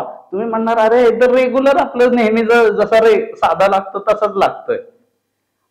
सांगण्याचा मुद्दा असा की तो वडा गरम गरम असल्यामुळे आणि त्यासोबत जी चटणी देतात, चटणीची एक कन्सिस्टन्सी आहे, त्याच्यामुळे वड्यात 19-20 झालं तरी तुमच्या लक्षात येणार नाही. बरोबर बरोबर. तो एकदा उद्या जावा वडा आणि थंड करून बिना चटणीचा प्रयोग करणार 100%. एकदम बिना चटणीचा खाऊन बघा. आणि आणखीन एक पुढे जाताना विचारायचं होतं की मगाशी तुम्ही म्हणत होता तुमच्याकडे क्लायंट्स येतात, ते रेसिपीज डिझाईन करून बरोबर. आणि मग यामध्ये समजा आता XYZ एक कोणतरी क्लायंट आहे, तो क्लायंट तुमच्याकडे आला आणि त्याने ती रेसिपी डिझाईन करून घेतली, मग त्या रेसिपीला खूप जास्त डिमांड आली किंवा ते प्रचंड जास्त चालायला लागलं, की मग त्या क्लायंटच्या डोक्यात असं नाही का येऊ शकत की अरे ह्यांनी मला बनवून दिली, ही रेसिपी मुळात माझी नाहीये, तर ही रेसिपी हा व्यक्ती दुसऱ्या कोणालाही देऊ शकतो, असं नाही का येऊ शकत? नाही. आता विषय कसा राहतो, आम्ही आमच्याकडे जो क्लायंट येईल त्याच्याबरोबर नॉन डिस्क्लोजर अग्रीमेंट तर करतोच की बाबा हीच रेसिपी आम्ही दुसऱ्या कुठल्या क्लायंटला देणार नाही. ओके, हा झाला एक मुद्दा. आता विषय अजून एक इंटरेस्टिंग आहे की मी आज जरी ती रेसिपी, समजा माझं XYZ 30 ग्राम मीठ घालायचंय, ह्याच्यात मी 2 ग्राम मीठ कमी केलं आणि मिठासारखा लागणारा 2 ग्रामचा दुसरा पदार्थ वाढवला, रेसिपी मी तुम्हाला सेम दिली नाहीये, पण प्रोडक्ट त्याचा जवळपास सेम बनणार आहे. ओके, पण तो प्रोडक्ट त्या दुसऱ्या माणसा एवढा तुम्ही विकू शकत नाही. ओके, नुसतं प्रोडक्ट बनवण्यावर नाहीये, प्रोडक्ट तुम्हाला विकताही तेवढाच भारी आला पाहिजे. समजा आज माझा एक क्लायंट आहे की ज्याला मी एक पदार्थ बनवून दिला, एक मसाला बनवून दिलाय आणि तो मसाला तो महिन्याला बाबा 20 टन मसाला विकतोय, एवढा जोरात मसाला चालायला लागला. तसाच सेम मसाला मी तुम्हाला बनवून दिला, उद्या तुमचा 2 टन पण जाईल की नाही हे पण महत्वाचं आहे. कारण की नुसत्या टेस्टवर चालत नाही, टेस्टवर 100% कस्टमर रिपीट होईल तुमचा, लोकांना आवडेल, तुम्ही एक विशिष्ट ग्रुप पर्यंत पोहोचू शकाल, पण मार्केटिंग पण खूप मोठा रोल प्ले करतं. मग आता तुम्ही एक साताऱ्यात बघितलं असेल, सातारच्या भागात एक अख्खा मसूरचा ब्रँड आहे. आता त्या सेम टेस्टचे अख्खा मसूर विकणारे तुम्ही कोल्हापूर क्रॉस केलं की सातारला येईपर्यंत तुम्हाला 30 ते 40 लोक मिळतील, त्या सेम टेस्टचे अख्खा मसूर विकतायत आणि त्यांच्या आधीपासून पण विकत असतील किंवा त्यांच्या नंतर झाल्यात विकतायत, पण तेवढी त्यांच्या एवढी ग्रीप कोणाला अजून घेता आली नाहीये. ओके, तर असा विषय नाहीये की त्यांच्या अख्खा मसूर काहीतरी वेगळाच आहे किंवा वेगळंपणा काय, सगळ्यांकडे. आणि रोटीची साईज तुम्ही म्हणाल तर सगळ्यांकडे सेम रोटीची साईज आहे, सगळ्यांकडे दही पण तसंच मिळतं, पण प्रत्येकाला जमतं असं नाहीये. त्या माणसाच्या स्किलवर राहतं की हा पदार्थ विकायचा कसा आहे. ओके ओके, हे एक सगळ्यात महत्वाचं आहे. म्हणजे बिझनेस चालू करताना तुम्ही एखादा प्रोडक्ट बनवाल किंवा बरेचसे प्रोडक्ट तुम्ही बनवू शकाल, पण सगळ्यात महत्वाचं आहे की तो तुम्हाला विकता आला पाहिजे. म्हणजे साध्यातला साधा प्रोडक्ट तुम्ही खूप चांगलं विकू शकाल किंवा खूप भारी प्रोडक्ट असेल तो तुमचा विकला जाणार नाही. आणि असं होतं का कधी की आता एखाद्या ठिकाणी, सातारच्या मध्यवर्ती ठिकाणी एखादा क्लायंट आहे तुमचा, त्या क्लायंटला तिथं हॉटेल किंवा रेस्टॉरंट ओपन करायचं आणि तो व्यक्ती तुमच्याकडे आल्यानंतर म्हणेल की इथे मला काहीतरी नवीन डिश एखादी डिझाईन करून द्या, बरोबर, की जी साताऱ्यात नाहीये, कुठे काय नाहीये, तर हे डिश त्या रेस्टॉरंटची USP बनेल, हे ठीक आहे.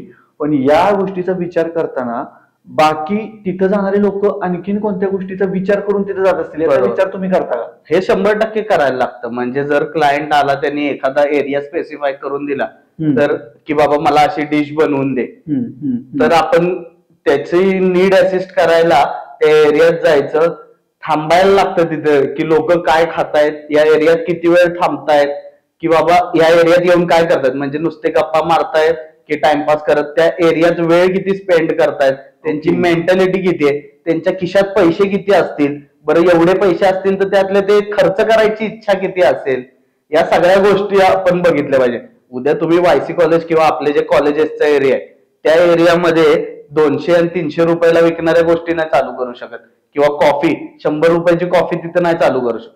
तिथं तुम्ही 30 रुपयाचीच कोल्ड कॉफी विका, 100% चांगली विकली जाणार. 20 रुपयाचं सँडविच विका, 100% चांगलं विकलं जाणार. कारण की पोरं अजून कमवायला लागलेली नसतात, त्यांच्या खिशात लिमिटेड अमाऊंट ऑफ मनी असतं आणि तेवढ्या पैशात त्यांना पोट पण भरायचं असतं, ट्रॅव्हलिंग असते, काय काय गावावरनं येणारे बरेच लोक असतात, त्यांना सगळ्या गोष्टी कन्सिडर करून तुम्हाला एखादा प्रोडक्ट डिझाईन करायला लागतो. आणि आता मार्केटमध्ये काय झालंय, प्रोडक्ट कोण विचार करून डिझाईन करण्यापेक्षा आणा सॉस, मेयोनेज आणा, टाका, लावा त्या चपातीला, काही पण द्या, आणि खातात पण लोक तेवढे. आता विषय कसा राहतो प्राइस पॉइंटचा, की बाबा एवढ्या रुपयात काय काय द्यायचं हे पण महत्वाचं राहतं. माझं तर मत आहे की बाबा भूक लागली आणि खिशात पैसे कमी असतील, फ्रूटच्या गाड्यावर जावा, एखादं केळं खावा, 2 केळी खावा, आणि म्हणजे रोजच्या बेसिसला. जर तुम्ही आठवड्यातनं एखादा वडापाव खात असाल, आठवड्यातनं एखादी दाबेली सँडविच वगैरे खात असाल तर गोष्ट वेगळी आहे. पण रोज रोज तुम्ही ते मेयोनेज, परत तो मंचुरियन सॉस बेस येतो असले पदार्थ, तर म्हणजे मध्यंतरी एक रील पण व्हायरल झालेली होती की त्याच्यामध्ये होतं की आजकाल म्हणजे नाही का काही इन्फ्लुएन्सर्स असे आहेत सोशल मीडियावरती की ज्यांनी फूड ब्लॉगिंग चालू केलं आणि ते स्वतः फूड टेस्ट करतात किंवा फूड स्वतः तयार करतात. आणि त्याच्यामध्ये ते रील मध्ये एक जण कोण होतं मला आठवत नाही, पण ते म्हणत होते की आजकाल काय आहे, तुम्ही मेयोनीज टाका, तुम्ही चीज टाका, नाहीतर ते फ्राय करा कशात तरी, आणि झालं ते एक्सलंट चव लागते. म्हणून ते हा एकदम महत्वाचा मुद्दा आहे. आता हे चीज आणि मेयोनीज, चीज मध्ये तरी कल्चर वगैरे असतं, त्याला एक विशिष्ट प्रोसेस थ्रू गेलेलं असतं, त्याच्यामुळे त्याला चव लागते आणि उमामी टेस्ट येते. म्हणजे परत अजून एक बाईट खायची इच्छा होते, अजून थोडं खायची इच्छा होते. पण हा मेयोनीज हा पदार्थ आहे, ह्याचं काम काय, गुंडाळून घेणे. गुंडाळून घेणे म्हणजे सगळ्यात चव गुंडाळून घ्यायच्या फक्त. समोरच्याला समजलंच नाही पाहिजे काय लागतंय ते. तुम्ही मेयोनीजने भरलेला, आता ते शॉर्माची कन्सेप्ट आले. आता ते शॉर्मा साताऱ्यात इतकं मेयोनेज टाकून देतात, आता शॉर्मा मध्ये मेयोनेज येतच नाही ऍक्च्युली. तो गार्लिक सॉस असतो एक वेगवेगळ्या प्रकारे बनवलेला, तो टाकला पाहिजे. पण आपल्या इथं मेयोनेजची सवय, किंवा कुठलाही रोल बिल म्हणा तुम्ही, एवढं असं डिझाईन मध्ये मेयोनेज काढायचं, त्याच्यात तुम्ही काय खाता हे तुम्हाला कळतच नाही. मेयोनेज कसं सगळ्यात चव गुंडाळून घेतं आणि त्याच्यामुळे आपल्याला अजून खायची इच्छा, अजून खायची इच्छा असं होत राहतं. त्याच्यामुळे तुम्ही खातच राहणार. तुम्हाला भारी वाटणं काय, पोट भरलंय म्हणून, चव काय भारी येणार नाहीये त्याच्यात. आणि एक तुम्ही मेयोनीज कधीतरी एका चमच्यात घ्या आणि खावा, तुम्हाला काय लागणार, चव आंबट लागणार, गोड लागणार, खारट लागणार, आणि नंतर एक क्रीमी टेस्ट येणार आफ्टर टेस्ट. म्हणजे आंबट, गोड, खारट या तिन्हीचा वाद्या तुमची जीभ झाली कन्फ्युज. एक माइल्ड, नंतर त्याला तो त्याच्यातला फॅट आहे तो त्या सगळ्याला शांत करतोय. म्हणजे मेंदूपर्यंत त्याला काय क्रिएटिव्हिटी जाणवूनच द्यायची नाही. ओके, सगळ्यात चव एकदम हे करून टाकायच्या. ह्याच्यात आणखीन एक पदार्थ होता किंवा जो इन्ग्रेडियंट होता अजिनोमोटो नावाचा, त्याच्याबद्दल मध्यंतरी म्हणजे एक 4-5-6 वर्षांपूर्वी खूप मोठं हे झालेलं होतं की अजिनोमोटो तिथं टाकतात. काही लोकांनी ब्रँडिंग करायला चालू केलं की आम्ही अजिनोमोटो वापरत नाही म्हणून. सो त्याचा काय इफेक्ट असतो अजिनोमोटोचा? आता अजिनोमोटोचं कसं आहे, तुमच्या बॉडी वेटच्या अनुसार तुम्ही दिवसाला तेवढं ग्राम जर खाल्लं, XYZ ग्राम, जे की कधी पूर्ण होत नाही सामान्य माणसाने खाल्लं तर त्याचे हार्मफुल इफेक्ट दाखवायला चालू होतात जर you are consuming it on daily basis. म्हणजे रोज जर तुम्ही चायनीजच्या गाड्यावर जाऊन ते मंचुरियन आणि लॉलीपॉप खात असाल, किंवा रोज जर तुम्ही मॅगी खाताय किंवा अजिनोमोटो असलेला पदार्थ कंटिन्युअस बेसिसवर तुम्ही खात असाल, तर 100% तुम्हाला मायनर बॉडी इफेक्ट दाखवायला सुरू करेल बॉडी, आणि नंतर त्याचं रूपांतर एखाद्या दुसऱ्या मेजर डिसीज मध्ये किंवा होऊ शकतं. पण मिनिमम बेसिसला म्हणजे कमी प्रमाणात जर अजिनोमोटो असेल तर विशेष काय फरक पडणार नाही. म्हणजे तुम्ही आठवड्यातून एखाद दुसऱ्या दिवशी चायनीज खात असाल किंवा महिन्यातून 2-3 दिवस ब्रेडला शेजवान चटणी लावून खात असाल तर एवढा काय मेजर हे नाहीये. आता हॉटेलमध्ये सगळ्याच भाज्यांमध्ये टाकायची सवय लागली, कारण की लोकांना कळलंय अजिनोमोटो टाकलं की चांगलं लागतं. अजिनोमोटोला उमामी टेस्ट असते, म्हणजे खाऊ खाऊशी वाटते ती गोष्ट आपल्याला. अशी टेस्ट बाकीच्या कुठल्या गोष्टींना म्हणजे उमामी टेस्ट अशी पर्टिक्युलर नसते. आता मटणाला तशी चव असते. ओके, मग मटणात अजिनोमोटो नाही टाकलं तरी रस्सा तुम्ही पितच राहणार.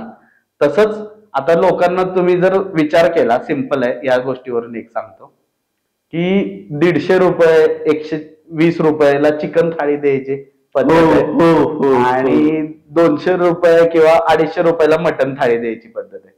आता तुम्ही त्या प्लेट मधले सगळ्या जर गोष्टी कॅल्क्युलेट केल्या तर त्या प्राइस पॉइंटला तुम्ही अचीवच नाही करू शकत एक सस्टेनेबल बिझनेस रन करणं. बरोबर. आता सस्टेनेबल बिझनेस रन करणं म्हणजे तो बिझनेस तू 10 वर्ष चालवशील, 5-6 वर्ष चालवशील, या दृष्टिकोनातून मी बोलतोय. आज हॉटेल टाकलं, 15 दिवसात तू किंवा 2-3 महिन्यात गुंडाळणार तू काम, कारण की तुला परवडणारच नाहीये. कधी परवडेल तुला 150 रुपयाला थाळी द्यायला? बाबा दिवसाला तुझ्या 500 प्लस थाळ्या जात आहेत, तर तू प्रॉफिट मध्ये राहशील, कारण की तेवढा स्टाफ आहे तुझ्याकडे, तेवढ्या सगळ्या गोष्टी तू मॅनेज करतोय आणि तुला पर प्लेट बाबा 20 रुपये तरी राहतायत. पण जर तू दिवसाला 20 आणि एक 50 प्लेट पकडा, 50 प्लेटवर 150 रुपयाला तुम्ही चिकन थाळी जर देत असाल तर तुम्ही सस्टेनच करू शकत नाही हे. आणि मार्केटमध्ये येणाऱ्या नवीन लोकांना मला हेच सांगायचंय की उगाच माझा बिझनेस चालावा म्हणून मी रेट पाडून विकतो, ही एक कन्सेप्ट आहे लोकांमध्ये की बाबा मला नवीन वडापावचं गाडं चालू करायचंय, आता इकडे सगळीकडे 12 रुपये, मी आता 10 रुपयाला चालू करतो. मग ह्यांनी 10 रुपयाला चालू केल्यामुळे जे जुने आहेत 12 रुपयाला विकतायत ते फोमो मध्ये येतात आणि ते पण म्हणतात जाऊ दे, लॉस तर लॉस, पण आपलं गिराईक मोडाय नको, आपण पण 10लाच चालू करू. आणि तो जो नवीन चालू केलाय तो 2-3 महिन्यांनी गुंडाळून घरी जाणार आहे. ह्यांचा लॉस झाला ना जागेवर. त्याच्यामुळे तुम्ही एखादं बिझनेस चालू करण्याच्या आधी त्याचा अभ्यास करा की बाबा वडापावचं चालू करत असाल तर एक वडापाव बनवायला मला किती खर्च येतोय, त्याच्यात तुम्ही सगळे खर्च पकडायचे, तुमचं स्वतःचं लेबर. लोक काय करतात, खर्च पकडतात म्हणजे हा बटाटा एवढा लागला, तेल एवढं लागलं, बेसन एवढं लागलं आणि पाव एवढ्या रुपयाचा झालं. अरे तू तिथे दिवसभर मेहनत करतोयस, तुला पाणी आणायला लागणार आहे, तुझ्याकडे आचारी असेल एखादा वडे सोडायला त्याचा पगार आला, काय नगरपालिकेची पावती वगैरे असेल किंवा जागा असेल ते जागा भाडं आलं, तुला बटाटे आणायला जायला गाडीने जाणार आहे, तू काय चालत जाणार नाही पोहत मागे, त्या गाडीचं पेट्रोल आलं. अशा सिंपल सगळ्या गोष्टी मायनर कॅल्क्युलेट करा, मग तुम्ही प्रोडक्टची ऍक्च्युअल कॉस्ट काढा आणि तेव्हाच तो विका. आता समजा इथं एक प्रश्न विचारला की एखादा हॉटेलवाला आहे आणि त्या हॉटेलवाल्याला चिकन थाळी चांगल्या क्वालिटीचं चिकन द्यायचंय, तर ती थाळी त्याला किती रुपयाला ब्रेकडाऊन पडू शकते, म्हणजे त्याने किती रुपयाला विकली पाहिजे तर ते त्याला परवडेल? आता डिपेंड आहे. एकच मिनिट म्हणजे ह्याच्यात नेमका प्रश्न काय विचारायचा की बाबा समजा तुम्ही म्हणलात 160, तर 160च्या खाली जे विकतायत त्यांच्याकडे त्या क्वालिटीचं मिळत नाहीये, हा समज आपल्याला करून द्यायचा असेल तर चांगल्या क्वालिटीचं चिकनची थाळी त्याने किती रुपयाला विकली पाहिजे? आता सिंपल लॉजिक आहे, आपण चांगल्या क्वालिटीचे चिकन थाळीचं जर कॉस्ट ब्रेकडाऊन करायची म्हटलं तर थाळीत काय काय येतात बाबा, 2 चपात्या किंवा 2 भाकऱ्या, ज्याची ऍव्हरेज कॉस्ट 10 रुपये तरी असली पाहिजे. बरोबर. आता ज्वारीची भाकरी असेल तर 15 रुपये पकडलं पाहिजे. ज्वारी एवढी महाग झाली, थापायचा खर्च, ती बाई जी थापणार आहे तिला जास्त पैसे लागतात. 15 रुपयांनी 2 भाकऱ्यांची कॉस्ट झाली 30 रुपये. बरोबर.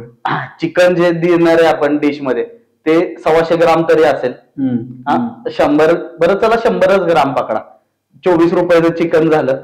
बरोबर. मसाला त्याला लागणार आहे 6 रुपयाचा मसाला झाला, झाले चिकनचे 30 रुपये. बरोबर. चिकनचे 30 रुपये, भाकरीचे 30 रुपये, 60 रुपये इथेच झाले. राईस प्लेट जी आहे ती एक 20 रुपयाची, 60 आणि 20 झाले 80 रुपये. रस्से जे आहेत, एक सामान्य माणूस 3 वाट्या रस्सा पितो, जर नुसता एक रस्सा असेल तर 2 वेगळे रस्से असतील 4 वाटी रस्सा, 5-5 रुपयाचा रस्सा झाला, झाले 90 रुपये. 4 वाट्यांचे 5-20 रुपये, 100 रुपये झाले. कांदा, टोमॅटो, सोलकढी हे ते 120 रुपये हा खर्च आहे चिकन थाळीला. आता 120 हा रुपये खर्च आपण फक्त इन्ग्रेडियंटचा पकडलाय. आता आपल्याला ते बनवायचं कामगारांचे पगार पकडायचे, त्या जागेला येणार पाण्याचा खर्च, लाईटचा खर्च, रेंट, आणि तुम्हाला सांगतो हे जे आचारी आहेत त्यांचे पगार स्वस्त नाहीयेत. 17-18 हजार रुपये पगार आहे एखाद्या वाजताला, त्याच्या खाली हेल्पर लागतो त्याला 12,000 रुपये पगार. नंतर त्यांची राहायची सोय करायची, तुम्हाला त्यांची खायची सोय करायची, त्यांची पियाची सोय करायची. म्हणजे तुम्हाला त्या एका माणसाचा पगार साधारणपणे 27 ते 28 हजारवर जातो. म्हणजे दिवसाला 1000 रुपये त्या माणसाला थोडक्यात तुम्हाला पगार द्यायचा आहे. बरोबर. असं सगळं जर कॉस्ट पकडली तर 150 रुपये तुमची कॉस्ट आहे किमान. ओके. आता 150 रुपयात जर तुम्ही मास प्रोडक्शन करत असाल तर तुमची कॉस्ट कमी येईल, साधारण 130 रुपये पर्यंत कॉस्ट येईल. म्हणजे तुम्हाला एका थाळी मागे राहणार आहेत 20 रुपये. आता 20 रुपये तुम्हाला एका थाळी मागे राहत आहेत. जर तुम्ही दिवसाला 50 थाळ्या विकला, तुम्ही कमवणार किती आहे? 1,000 रुपये. 1,000 रुपयासाठी एवढं हॉटेल चालवाय तुम्हाला परवडणार आहे का? सिंपल आहे. मग मी तेच सांगितलं की 150 रुपयाला चिकन थाळी तोच माणूस देऊन सस्टेनेबल बिझनेस करू शकतो ज्याच्या दिवसाला 500 थाळ्या जात आहेत बाबा. बरोबर आहे. नाहीतर न केलेलं बरं आहे ना. निवांत राहा, तू कामाला जा कोणाकडे तरी, कशाला हॉटेल टाकायचंय. म्हणजे जेवढा तुझा वस्तात कमवतोय तेवढा पण नाही कमवणार तुम्ही जर 50 थाळ्या विकत असाल तर. म्हणजे मी बरेच बघितलेत लोक जे की अक्षरशः त्या वस्तादचा पगार निघावा म्हणून धंदा चालू आहे अशातलं भाग आहे. कारण की त्यांना उरतच नाहीये काय, त्यांनी बिझनेस कॅल्क्युलेशनच केलेले नाहीयेत की बाबा एवढा आपला फुटफॉल होईल, एवढे लोक येतील, एवढी कॉस्ट आपल्याला बसणार आहे, किंवा एकतर कॉस्ट व्यवस्थित अनालाइज केलेली नाहीये. आता मगाशी तुम्ही बोलता बोलता म्हणालात की तुम्ही फक्त फूड रेसिपी डिझाईन नाही करत, तर तुम्ही डेअरीसाठी सुद्धा कन्सल्टन्सी. बरोबर. आणि आणखीन कशा कशामध्ये कन्सल्टन्सी? डेअरी करतो आपण, बेकरी करतो, नमकीन सेक्टर्स मध्ये करतो, इन्स्टंट प्रीमिक्सेस, मसाल्याचे भरपूर क्लायंट आहेत आपल्याकडे. ओके. मला डेअरी या सेक्टरकडे थोडंसं जास्त जायचंय, कारण तो डेअरी आणि बेकरी हा प्रॉडक्ट घरात जास्त दिसतो आपल्याला. 100%. त्यामुळं याच्यात विचारायचंय की टू बी फ्रँक, खरा प्रश्न आहे की यात भेसळ किती टक्के असते? आता भेसळचे पण प्रकार असतात.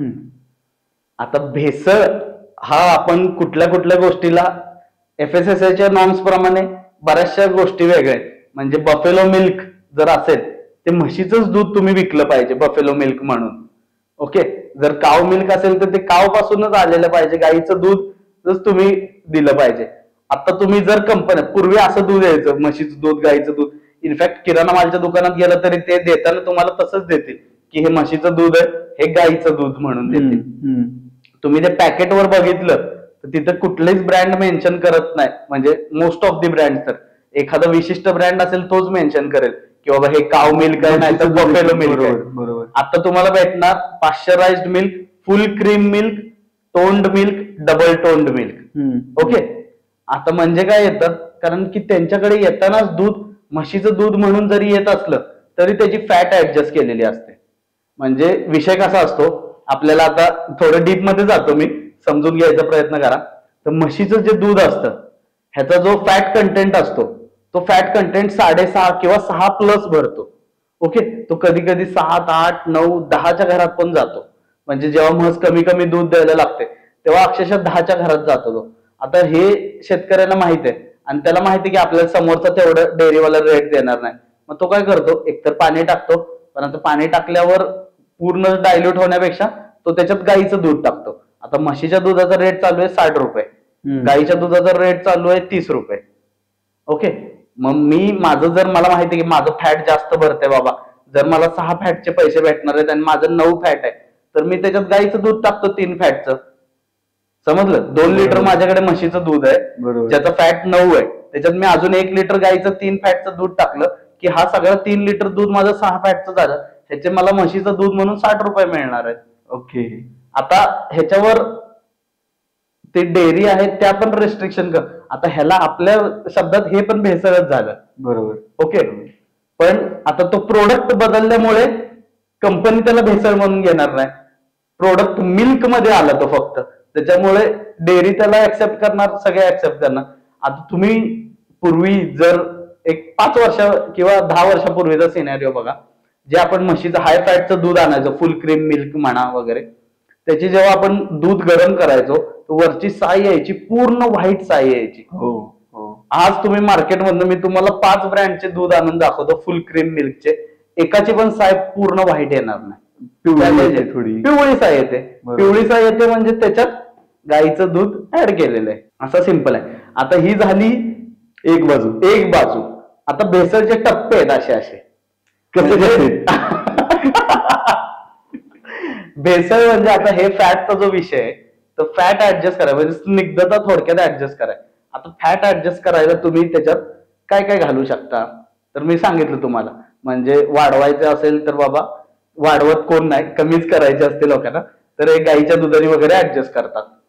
अति शहाणा असेल एकदम उच्च लेवलचा, तो पाम ऑइल वगैरे टाकून फॅट ऍडजस्ट करू शकतो. Fat is fat. ते मशीनवर जी रेग्युलर तुमची डेअरीला टेस्ट केलं जातं फॅट आणि SNF, त्या मशीनला कळत नाही की बाबा हा कुठला फॅट आहे. ओके. डेअरीमध्ये गेल्यावर तुम्ही त्याचं बीआर रेडिंग काढून कन्सिडर करू शकता की बाबा हा फॅट नाहीये, हा म्हणजे अॅनिमल फॅट नाहीये, हा रेग्युलर फॅट आहे. पण ज्या मशीनला जिथं तुमचं तपासणी होते तिथे असं कळतच नाही ना की बाबा हा दुधाचा फॅट आहे की कुठला fat. Fat is fat. Okay. आता ही फॅटची झाली, आता नंतर एसएनएफ. मग लोक काय दुधात बघा भेसळ करायला, साखरेपासून, साबणापासून, शॅम्पू.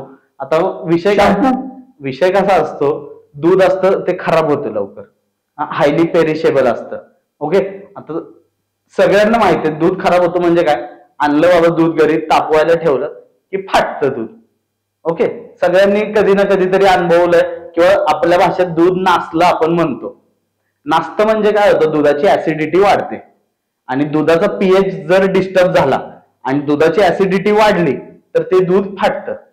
आता ऍसिडिटी आपल्या सगळ्यांना शाळेत केमिस्ट्रीत माहिती आहे की ऍसिडिटी वाढत असेल तर त्याला कमी करायसाठी त्याच्यात कुठला तरी बेस ऍड केला पाहिजे. मग ऍसिड आणि बेस रिॲक्ट होऊन न्यूट्रल पीएच मेंटेन होईल. आता डिटर्जंट किंवा शॅम्पू किंवा साबण जो पदार्थ आहे हा बेसिक आहे, मग तो बेस त्याच्यात ऍड केल्यावर ऍसिडिटी मेंटेन राहते किंवा वाढत नाही, वाढलेली जाणवत नाही. एक मिनिट म्हणजे दुधात डिटर्जंट, शॅम्पू असं घातलेलं असू शकतं. ओके. आता विषय कसा आहे, आता तुम्हाला एक एक्झाम्पल पटणार नाही, मी माझ्या डोळ्यासमोर झालेलं एक्झाम्पल आहे. एका XYZ ठिकाणी मी गेलेलो आणि त्यांना बनवायचे होते गुलाबजाम. ते स्वतः खवा बनवत होते बाहेर गावात. ते स्वतः गुलाबजाम बनवायचे होते, खवा त्यांचा स्वतःचा होता. असं पण नाही की खवा कोणतरी बाहेरून विकत आणून ते बनवतात. पण त्या खव्याचे गुलाबजाम आम्ही पर्टिक्युलर फॉर्म्युलेशन त्याच्यात XYZ प्रमाणात मैदा वगैरे सगळं घातलं. ते तळायला गेले गुलाबजाम की ते फुटायचे आणि फेस यायचा सगळा. मी त्याच्यात मैदा वाढवून बघितलं तरी तसंच होतंय. म्हटलं खवा तर चांगला आहे, स्वतः बनवलाय आपण आपल्या डोळ्यासमोर, तरी पण हा असं का होतंय. मग काहीच कळेना. मग ते शेवटी त्या दिवसासाठी प्रोडक्ट ड्रॉप केला आणि दुसऱ्या दिवशी परत माझ्या काय मनात आलं, म्हटलं एकदा दुधाची डिटर्जंट टेस्ट करून बघूया. आणि दुधाची डिटर्जंट टेस्ट केल्यावर ते स्ट्रीपवर आलं ना ग्रीन ग्रीन सगळं. मग तेव्हा लक्षात आलं की बाबा ह्याच्यात काहीतरी ह्यांनी सोप डिटर्जंट काहीतरी टाकला असणार की जो तेलात गेल्यावर फसफसतोय आणि सगळे गुलाबजाम माझे.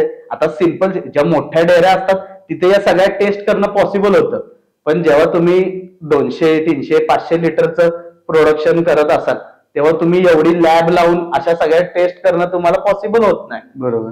ह्याच्यासाठी एक खूप भारी गोष्ट आहे, DRDOने एक किट काढलंय, डिफेन्स रिसर्च अँड डेव्हलपमेंट ऑर्गनायझेशनने मिल्क टेस्टिंग किट काढलंय. 1000 रुपयाला किट आहे, ते अमेझॉनवर अवेलेबल होतं आणि त्या 1000 रुपयाच्या किट मध्ये साधारणपणे 100 टेस्ट होतात. म्हणजे एका टेस्टची कॉस्ट तुमची 10 रुपये जाते. बरोबर. असं कधीतरी आदनामधनं जे की स्मॉल डेली वेंडर्स आहेत त्यांनी पण करून बघावं. आणि आपण जेव्हा घरी दूध आणून एखादी गोष्ट करतोय किंवा रोजच्या पियाला जे दूध वापरतोय आपण त्याचं आपल्याला एक माहित असावं म्हणून टेस्ट करावी, जेणेकरून आपल्याला अंदाज राहील की बाबा चांगलं पितोय, आपण साबण पितोय. नुसतं साबणच नाही, बऱ्याच गोष्टी असतात. हायड्रोजन पेरॉक्साईड घालू शकतात, सोडा बायकार्बोनेट घालतात. सोडा घातला तरी पण सेम होतो की दूध फाटत नाही असं. परत साखर घालू शकतात, युरिया घालू शकतात, जेणेकरून दुधाची डेन्सिटी चांगली राहते. स्टार्च घालू शकतात. मी जातो इकडे तिकडे, लोकांची अपेक्षा असते सर आम्हाला स्वस्तातलं शिकवा. कुठेही गेला तुम्ही की सगळ्यात पहिला असतं सर ते स्वस्तातलं येते ते शिकवा. म्हणजे श्रीखंड जे आहे ते आम्हाला आता श्रीखंडाची तुम्ही एक मीडियम गाईच्या दुधापासून जरी श्रीखंड बनवलं तर तुमची त्याची कॉस्ट जाते साधारणपणे 130-140 रुपये. आता लोकांना विकतायत लोक बाजारात 120-110 रुपयांनी. मग बाकीच्यांना हे असतं की बाबा मला पण त्या प्राइस पॉइंटला विकायचंय, त्याच्यामुळे स्वस्तातलं शिकवा. आता स्वस्तातलं शिकवा म्हणजे काय, भेसळ शिकवा किंवा भेसळ काय असते ते सांगा. तर आपण तसं करत नाही, आपण त्यांना एकदम इझिली सांगतो क्लिअरली आधीच की बाबा जे काय नॅचरल वेनी असेल ते एवढ्या एवढ्या प्राइस पॉइंटला असेल आणि आम्ही हेच शिकवू शकतो तुला ह्याच्यात काय करायचं असेल ते तुझं तू कर आणि तसं करणार असेल तर धंदा करू नकोस.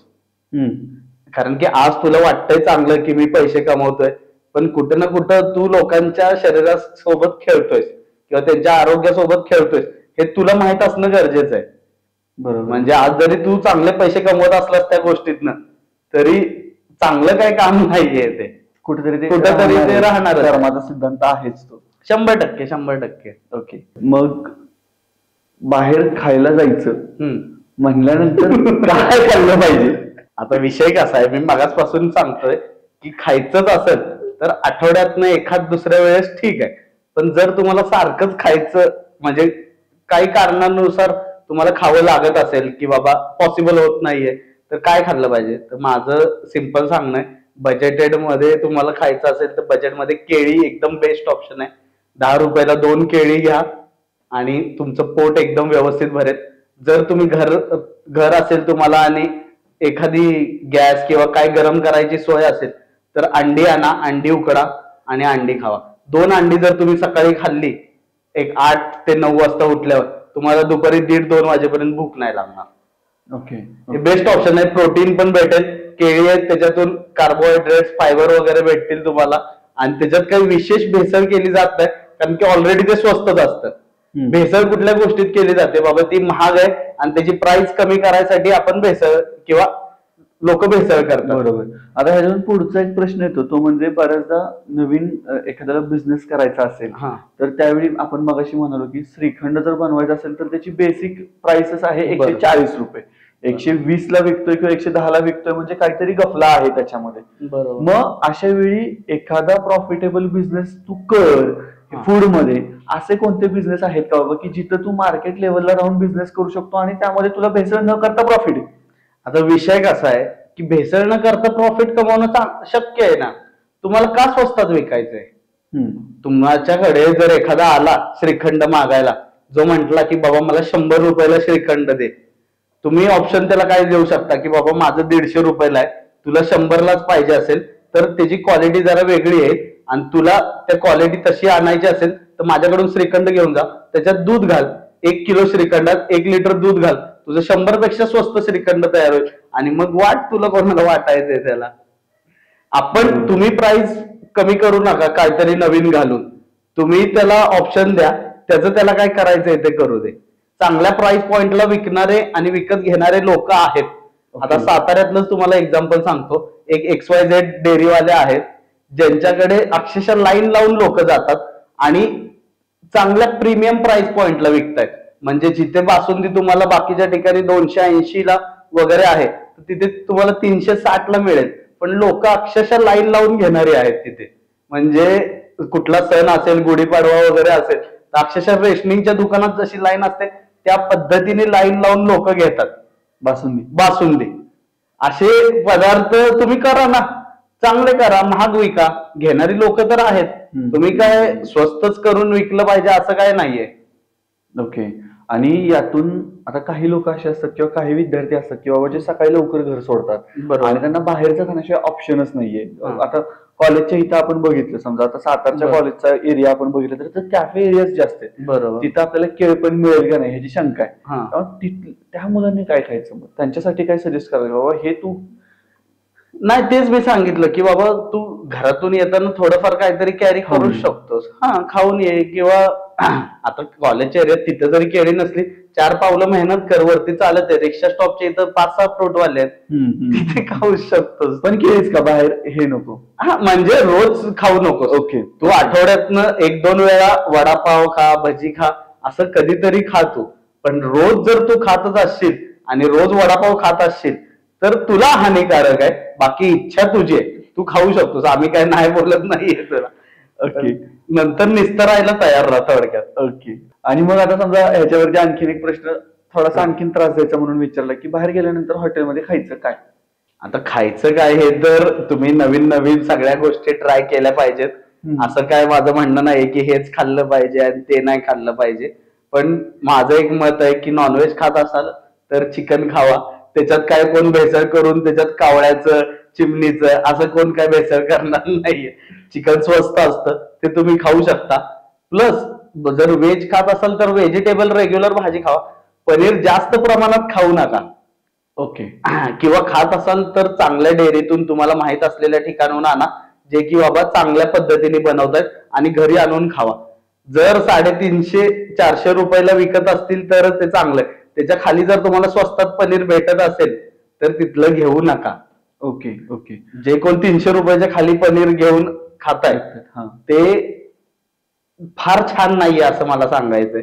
बाकी आता तुम्ही स्मार्ट आहे समजून घ्यायला. येस.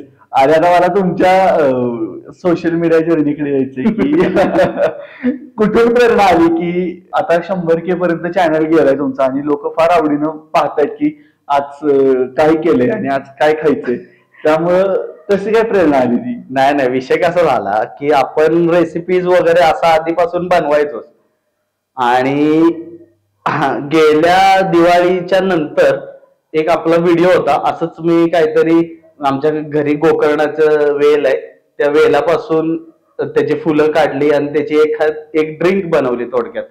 ती व्हायरल गेली, ती 100K त्याला व्ह्यूज आले. म्हटलं अरे ड्रिंकच्या व्हिडिओला चांगला रिस्पॉन्स आहे वाटतं.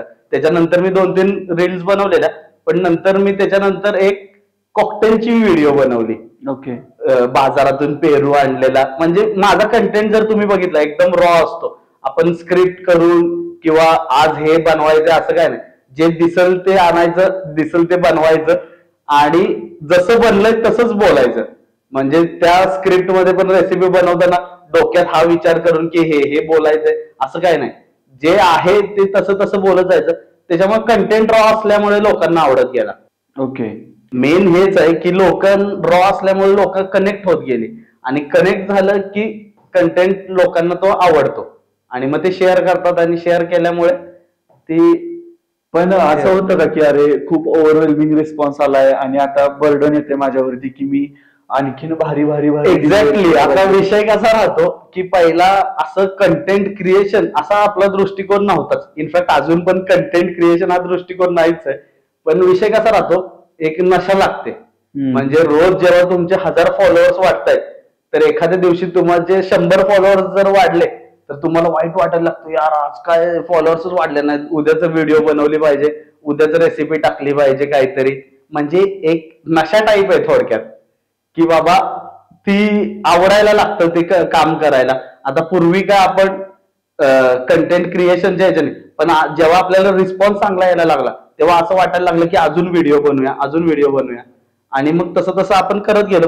आता आणि हे कंटेंटचं एक आहे की असं काय नाहीये की तुम्ही खूप भारीच रेसिपी बनवली पाहिजे किंवा काहीतरी वेगळाच पदार्थ पाहिजे. सिंपल रेसिपीज असतात त्याला पण बूम होऊन जातात. म्हणजे विचार पण नाही करू शकत. मी लेटेस्ट मध्ये शिऱ्याचा व्हिडिओ केलाय, तुम्ही बिलीव्ह नाही करणार, त्याचं 2 दिवसात 16 मिलियन व्ह्यूज गेलेले. 16 मिलियन 48 तासात 16 मिलियन व्ह्यूज गेलेले आणि आता जवळपास एक 20 मिलियन वर असेल. बापरे. म्हणजे शिऱ्यासारखा पदार्थ एवढा असं काय हेच नाही. त्या दिवशी जन्माष्टमी होती म्हणून मम्मी म्हटली की आज काय नैवेद्य दाखवायचंय, मग म्हटलं थांब आपण शिराच करूया. म्हणून असंच केलेला शिरा आहे तो. कृष्णाने कृपा दाखवली आणि डायरेक्ट 20 मिलियन व्ह्यूज झाले त्याचे. हा हायेस्ट गेलाय का? हा, तो शिऱ्याचा हायेस्ट गेलाय. ओके. आणि घरच्यांना कधी कळालं की सोशल मीडियावरती आता नाव व्हायला लागले किंवा बूम व्हायला लागले असं?